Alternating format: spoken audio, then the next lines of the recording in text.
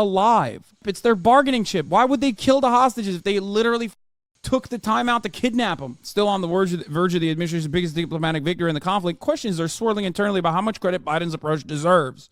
Another 3 administration officials, including one senior official during an on-record interview, said that working to secure the release of hostages and pause the fighting for 4 or 5 days was simply necessary as Israel's retaliation against Hamas for the October 7 attacks has devastated Gaza and sparked a humanitarian crisis. We do have some... Yeah, a month ago, Hamas officials were talking about how they were willing to release all civilian hostages if the bombing stopped. October 17th, 2023. It's been 1 month since then. What happened? Where were we? Oh, here's the ceasefire is actually Biden's doing argument. And it is Biden's doing for sure. Like, there is pressure from the American government. The annoying part is that the American government gave no red lines time and time again, and now they're going to gaslight us into believing that they were actually peaceniks behind the scene, desperately trying to cultivate a ceasefire against a relentless Netanyahu administration that just did not want to listen to him. And the reality is much more dire. America could have forced a ceasefire the first day. After all, Anthony Blinken, who tweeted after talking to Hakan Fidan, the Turkish foreign minister, on October 8th that there should be a ceasefire immediately, a tweet that he deleted. But the administration remains wary about Netanyahu's endgame and seeming lack of plan of what to do once Hamas is defeated. There was no sense that the pause would turn into a lengthier ceasefire, senior administration official said. And there was some concern, and this is the most damning part of this article, there was some concern in the administration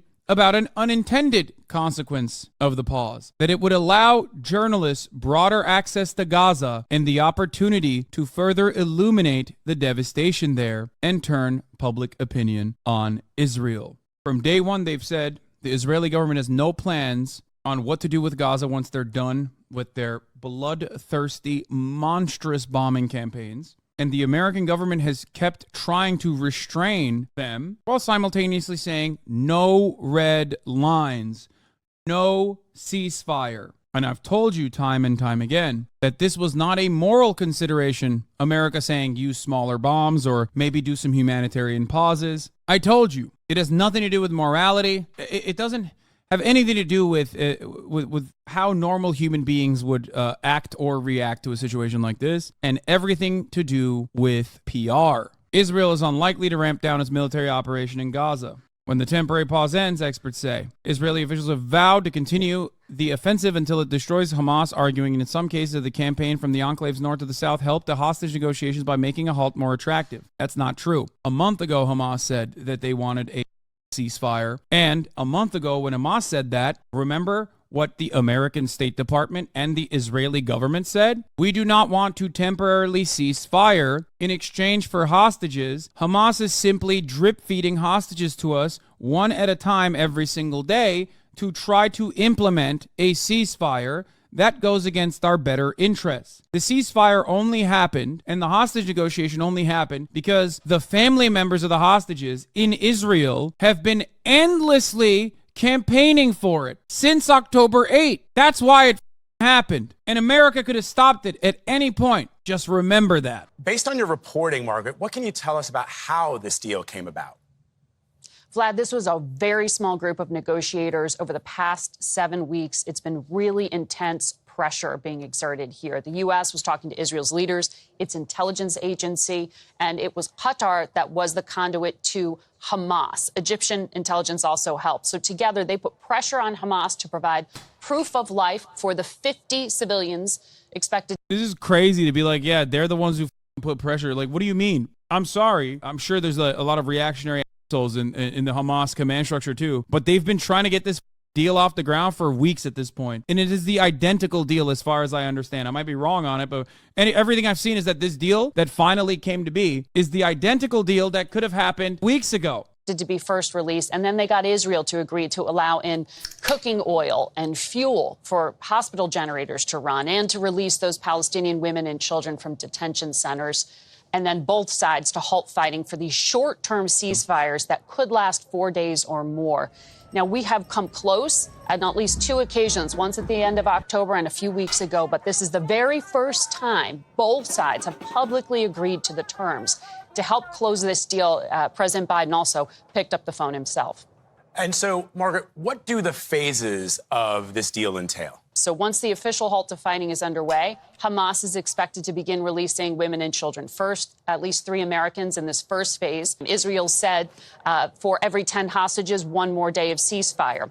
And for every hostage they release, Israel will release more Palestinian prisoners. So last night, Qatar said that number of prisoners will be increased in later stages. Israeli hostages versus Palestinian prisoners? Yeah, 100%, by the way. That dynamic is actually really important. I'm glad you caught that. I briefly mentioned this last night, but there's 2 different ways that Israel can apprehend people that are Palestinian. We've talked about the different types of IDs, the different types of identification, and the amenities that you get in both Israel proper or in the occupied territories, whether it be Gaza or the West Bank. Obviously, Palestinian citizens of Israel have the highest, after Jewish citizens of Israel, the highest amenities. They are under the civil structure. They go to the regular courts. Obviously, there's a tremendous amount of racism against them, and they don't have all of the same full legal rights. However, they are in a much better situation than the Palestinians living in the West Bank or the Palestinians living in Gaza. Now, in Gaza, all of the people that are Gazan Palestinians are apprehended as enemy combatants, military tribunal, and it's a really gruesome process. In the occupied territories of West Bank, the Palestinians that are apprehended can be apprehended under indefinite detainment, and the structure is pretty similar. It's still a military court. There's still no civil court process, and they can be indefinitely detained with secret evidence. Children, hundreds of them, have been indefinitely detained. What's my take on the deal? It's a good first step, and it's the same exact deal that could have happened weeks ago, but Netanyahu kept wanting to pummel Gaza to satisfy his bloodthirsty urges. This is an Al Jazeera article that covers it a little bit as well. Good time to remind people that Israel doubled its hostages under indefinite detention where the conditions are gruesome immediately after October 7th. These are mostly civilians who were arrested over secret evidence and held under openly torturous conditions by an occupying force. Israel doubled its number of Palestinian prisoners to 10,000 in 2 weeks. Since October 7, Israel's arrested 4,000 laborers from Gaza and more than 1,000 people in the occupied West Bank, Palestinian officials say. Prisoners are subjected to starvation and thirst. They are prevented from accessing their medicine, specifically for those suffering from chronic illnesses that require regular medication, adding that matters became worse when the prisoner administration cut off water and electricity. Adamir also reported, this is the Palestinian prisoner civil rights group, Adamir, also reported the prevention of the access to medical care. This is an Al Jazeera article for those of you who are wondering. I'll cover the article really quickly. They also shut down the prison clinics. They also prevented prisoners from going to hospitals and external clinics despite the presence of some cancer patients among the prisoners who require continuous treatment, said the rights group. They also shut off access to a canteen where you can buy like toothpaste and other amenities. During periods of calm, under Israel's 56-year military occupation, 15 to 20 people are arrested on a daily basis, which is an insane number. But since October 7th, the daily arrest rate of Palestinians in the occupied West Bank and East Jerusalem has gone up to 120 people, according to Palestinian officials. This is done under administrative detention. The unlawful combatants law is the equivalent of administrative detention in the occupied West Bank and East Jerusalem. The unlawful combatants law is the one utilized in Gaza. The administrative detention is the one utilized in occupied West Bank and East Jerusalem, which allows Israel to hold Palestinians from those areas indefinitely under secret evidence. Most of the 1,070 people arrested in those areas since October 7 are being transferred to administrative detention, Francis said. They are signing off on dozens of administrative detention orders every day. Is there proof of those numbers? Why were they detained? There is, as a matter of fact. I don't know if you're familiar with this, but Israeli human rights groups document this alongside Amnesty International and Human Rights Watch. It is an apartheid regime, after all, so this kind of racist nonsense happens quite frequently. But if you don't want to take my word for it, perhaps you can take the word of, like I said, B'Tselem. B'Tselem has statistics on this. Hold on. Let me give you the B'Tselem numbers for you so you can maybe hopefully shed yourself of the weird skepticism that you have. Like, don't take my word for it. Administrative detention is the incarceration without trial or charge, alleging that a person plans to commit a future offense. It has no time limit, and the evidence on which it is based is not disclosed. Israel employs this measure extensively and routinely, and has used it to hold thousands of Palestinians for lengthy periods of time. Here's another B'Tselem article on minors in Israeli custody.